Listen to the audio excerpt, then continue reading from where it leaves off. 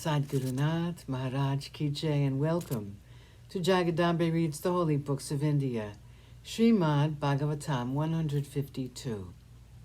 As you may remember, Bali, the Asura, gave a yagna, and the little Brahmin came to it. Bali rushed to his presence, fell at his feet, honored him, and offered him a noble seat. He washed the tiny feet of the young Brahmin and placed the water on his head. He then said, "Welcome to you, my lord. I do not know who you are, but this I know. You have come here to bless me and to grace this Yagnashala.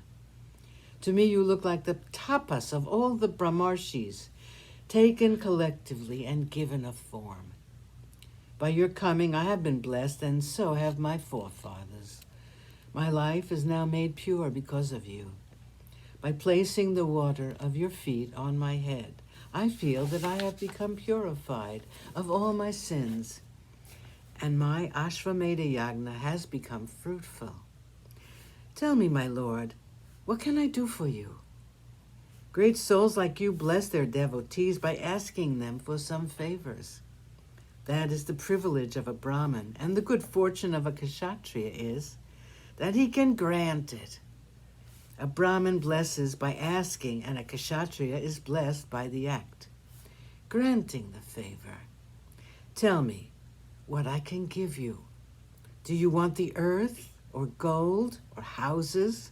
Shall I give you beautiful maidens? Or shall I give you horses, or elephants, or cows? Please command me and honor me by accepting a gift from me." The small young Brahmin smiled very sweetly on Bali and said, "It is but right that you should speak these words which are so full of humility, nobility, and righteousness. It is not, however, surprising that it should be so.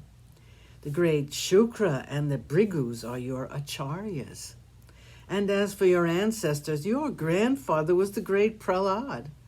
Your father, Virochana, who is famed for giving. I know that in your family there has never been born one who has ever refused anything to those who came with a desire. None has refused anything to those who came for alms, nor has there been any instance of a promise once given, having been withdrawn.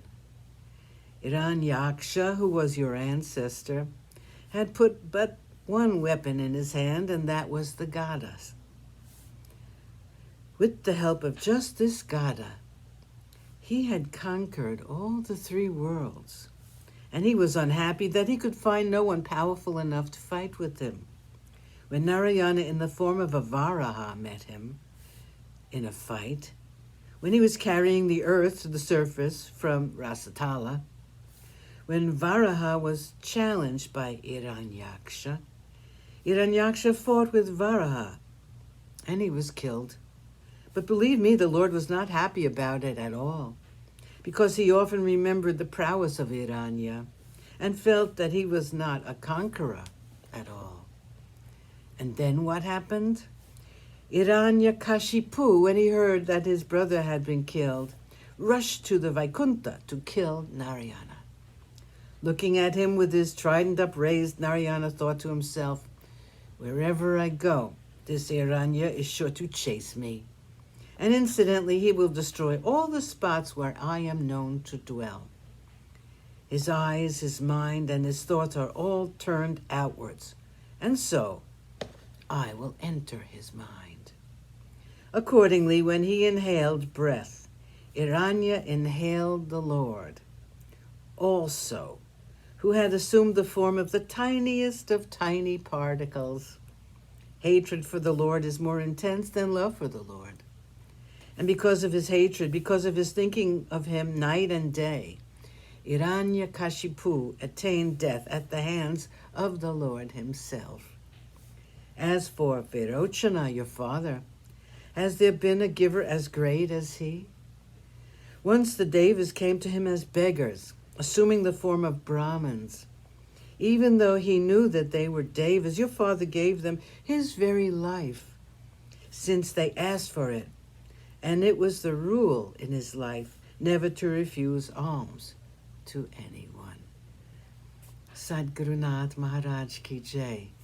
Thank you for coming. I hope you come again.